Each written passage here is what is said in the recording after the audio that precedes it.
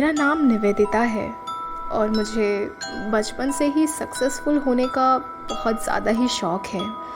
मैं एक छोटे से गांव से हूँ जहाँ पर हमें ज़्यादा फैसिलिटीज़ नहीं मिलती, पर अपने छोटे से गांव को मैंने अपनी कमज़ोरी नहीं माना और मैंने बहुत ज़्यादा ही मेहनत की और मैंने हमेशा ही बचपन से ही बड़ा ही सोचा है। इस वजह से मेरा दिमाग भी अपने बिज़नेस को लेकर बहुत ज़्यादा ही आगे बढ़ता गया है। मैं एक छोटे से गांव से हूँ, इस वजह से मुझे ज़्यादा रिसोर्सेज नहीं मिले, पर एक चीज़ है, हमारे गांव की खासियत है, वहाँ पर मसाले बहुत ज़्यादा ही अच्छे मिलते हैं और मैंने इसी चीज़ को ही अपनी ताकत बनाते हुए अपना बिज़नेस बनाया था। मैं अपने बिज़नेस को दुनिया के हर कोने तक पहुंचाना चाहती थी। मैं चाहती थी कि हर कोई मेरा नाम जाने और मेरे मसालों के बारे में जाने। मैंने सोचा कि इसके लिए मुझे सबसे पहले इंडिया को ही कवर करना पड़ेगा और इंडिया में मुझे सबसे पहले छोटे गांव को कवर करना पड़ेगा। जैसे ही छोटे गांव के लोगों को मेरे मसाले पसंद आए और उन गांव में मेरे मसाले चल गए, तो शायद बड़े शहरों में मुझे बहुत आसानी से ही कामयाबी मिल जाएगी, क्योंकि मेरे मसाले फिर अपने आप ही शहर पहुंचने लगेंगे। जैसा मैंने सोचा था, मैंने बिल्कुल वैसा ही किया। मैं निकल पड़ी। मैं इंडिया के हर छोटे से छोटे गांव पर जाकर अपने मसालों को प्रमोट करने लगी और जैसे जैसे दिन बीतते जा रहे थे, मुझे कामयाबी भी हासिल हो रही थी और यही एक वजह थी कि मेरा कॉन्फिडेंस अब बढ़ता ही जा रहा था। जहाँ पर मैंने भारत के एक हिस्से को कवर कर लिया था, मेरा अगला हिस्सा था साउथ की तरफ। वहाँ पर मैं चाहती थी कि वहाँ के भी लोग मेरे इन मसालों को जानें और वहाँ पर भी मेरा बिज़नेस बहुत नाम कमाए। बस यही सोचकर मैं तमिलनाडु के एक छोटे से गांव पर चली गई थी। वो गांव बहुत ही ज़्यादा पिछड़ा हुआ था, पर जैसे ही मैं वहाँ पर पहुँची तब मुझे पता चला कि वो गांव करीबन 4 से 5 अलग अलग गांव से घिरा हुआ है और जिस गांव में मैं हूँ, वो गांव उन सभी 4-5 गांव का मानो जैसे मुखिया हो, क्योंकि बाकी जो गांव थे वो बहुत ही ज़्यादा पिछड़ी हुई हालत में थे और उन गांव को जो कुछ भी चाहिए होता, वो सभी इसी बड़े गांव के पास आकर वो सामान लिया करते। मैंने सोचा कि अगर यहीं छोटे गांव से ही मेरे मसाले फेमस होना स्टार्ट हो जाएं, तो आगे जाकर मुझे बहुत आसानी होगी। बस यही सोचकर मैं उस गांव में भी अपने मसाले प्रमोट करने लगी और वहाँ पर उन्हें इस बारे में बताने लगी और उन्हें कहने लगी कि मुझे यहाँ पर अपना बिज़नेस सेटअप करना है।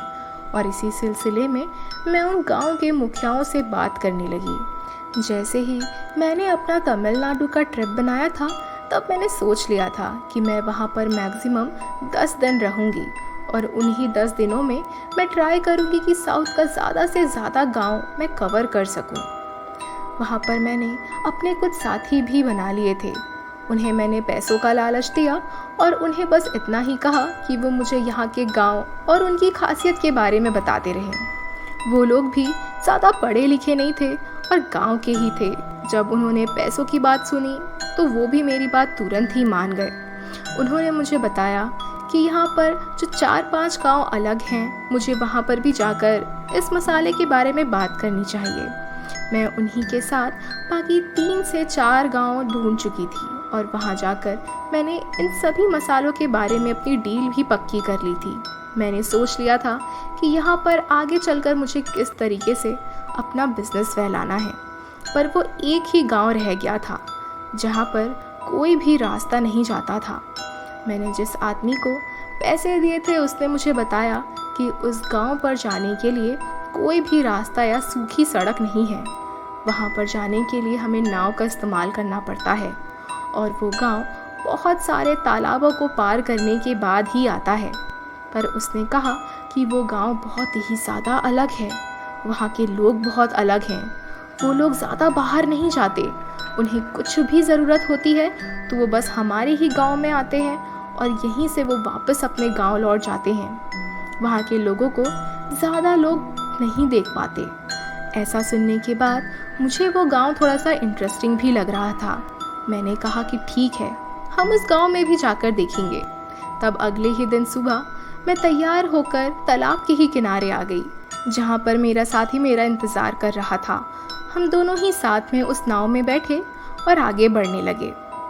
बहुत देर हो चुकी थी, पर मैंने उस गांव को देखा ही नहीं था अभी तक।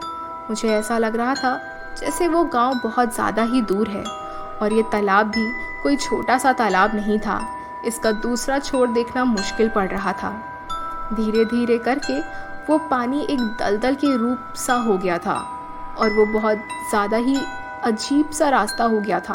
जैसे जैसे हम इस गांव के करीब जा रहे थे, मुझे अंदर से ही थोड़ा अजीब सा लगने लगा था।